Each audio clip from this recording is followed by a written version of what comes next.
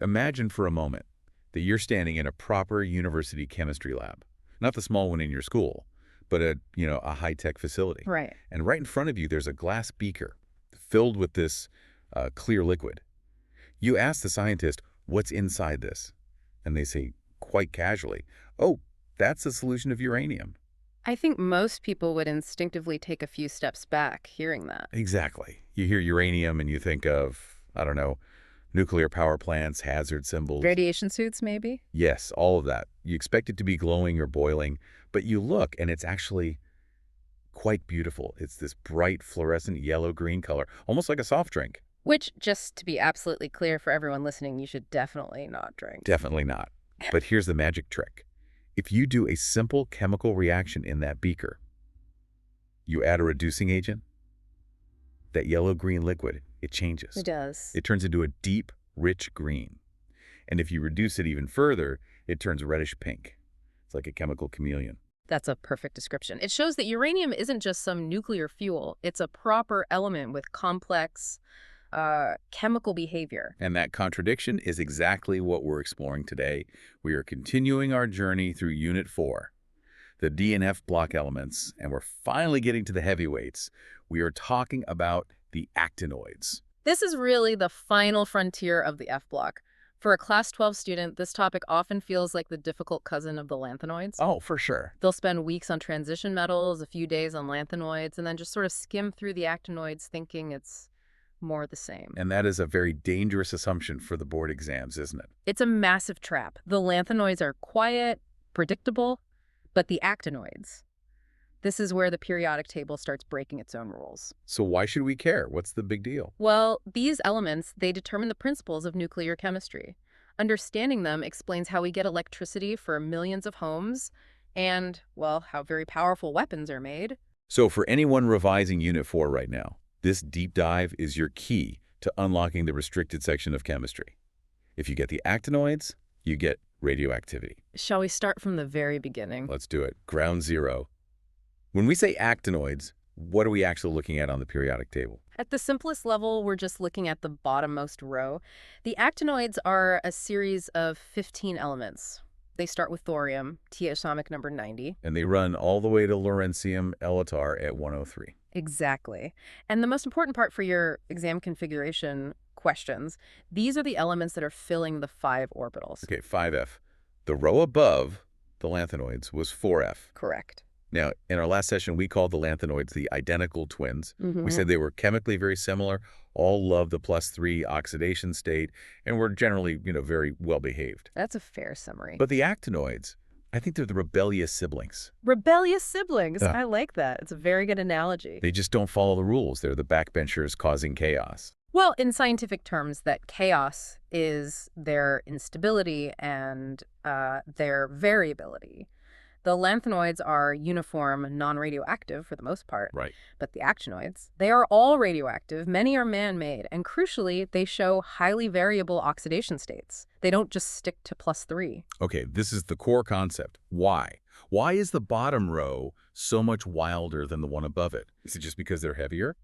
Being heavy is part of it, yes. But the real reason, the one you must write in your exams, is because of the shielding effect. Let's break that down. Shielding is about how the inner electrons sort of protect the outer electrons from the nucleus, right? Exactly. The nucleus is pulling on all the electrons. The inner shells act like screens. If the shielding is good, the outer electrons don't feel that pull as strongly. So how does that compare between the 4f4 and 4f4 orbitals? Well, the 5 orbitals are physically larger. They're more diffuse, more spread out.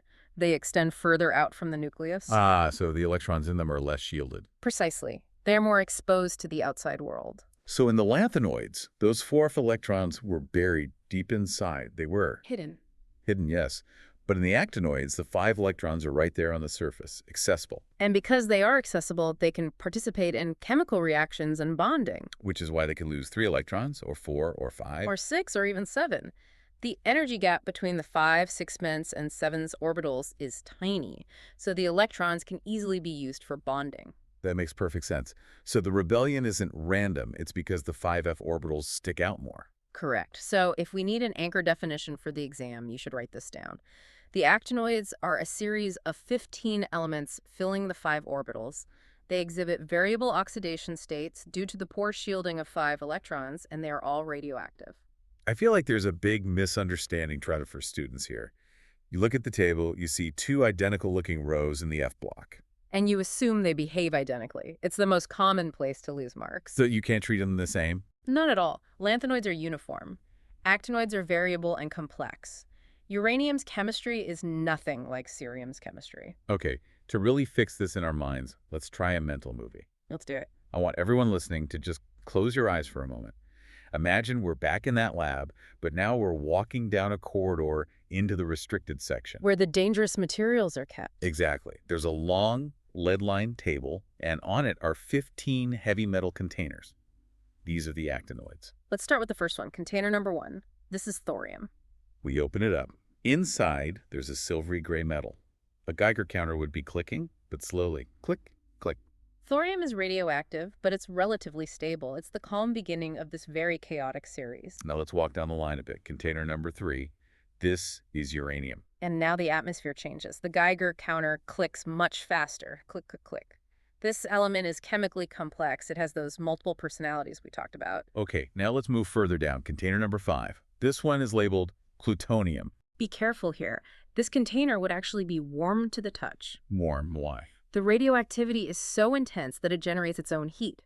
If you turned off the lights, a piece of plutonium might have a faint red-orange glow. That sounds terrifying. It is. It's highly toxic, highly radioactive, and what's fascinating is almost all of it is man-made. It was created inside nuclear reactors. So we've gone from natural thorium to man-made glowing plutonium. Yeah. What about the very end of the line, the last few containers? If you look at the containers for, say, Einsteinium or fermium, they're essentially empty. Empty. Yes, because the atoms are so unstable, they decay almost instantly. Some exist for only a few seconds or even milliseconds. They're like ghosts we can barely study. That paints a very clear picture. As we move across the series, the stability just falls off a cliff. Exactly. The nucleus just gets too heavy to hold itself together. Let's connect this chaos back to something real. We started with the colors in the beaker. Yellow-green to pink. Yes, that color change is the perfect proof of variable oxidation states. Can you just explain the chemistry of that one more time? What's happening? Sure. The yellow-green is uranium in the +6 state. When you add a reducing agent, you're giving it electrons back. It accepts 2 and becomes +4, which looks green. And if you add one more? It becomes +3, and that looks pink. It can only do this because those 5 f orbitals are available to accept the electrons. A lanthanoid just couldn't do that. Now, does this variable valency actually help us in the real world? Or is it just a neat lab trick? Oh no, it is absolutely essential. It is the foundation of the entire nuclear fuel cycle. How so? Well, natural uranium is mostly U-238, but for power plants we need U-235. Separating them is very difficult. Because they're chemically identical. Right, but because uranium has this flexible chemistry, we can react it with fluorine. It forms a compound called uranium hexafluoride, or UF6. Wait, you can turn uranium into a gas? Yes. And because it's a gas, you can put it in a centrifuge, spin it really fast, and the heavier U-238 gas is thrown to the outside, separating it from the lighter U-235. That's how we enrich uranium. That's incredible. So the fact that uranium is rebellious enough to form a gas is the reason we have nuclear power. In a nutshell, yes. It's a fantastic real-world application of F-block chemistry. Okay, there was one more example that I found really counterintuitive. It's about plutonium. The troublemaker. A student might think, okay, uranium goes up to +6. Plutonium is next door, so maybe it does the same. That's a logical assumption. Yeah. But it's wrong. Plutonium is even more extreme. How extreme? Plutonium can show oxidation states all the way up to +7. +7.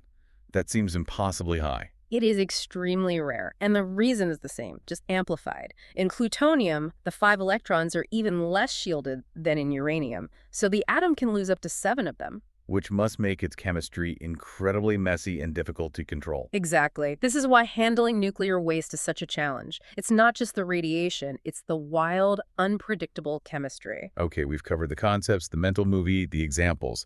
Let's make sure our listeners are totally ready for their exams. Time for a clarity check. Let's do 4 key checkpoints. Checkpoint 1, the definition. What's the perfect answer for what are actinoids?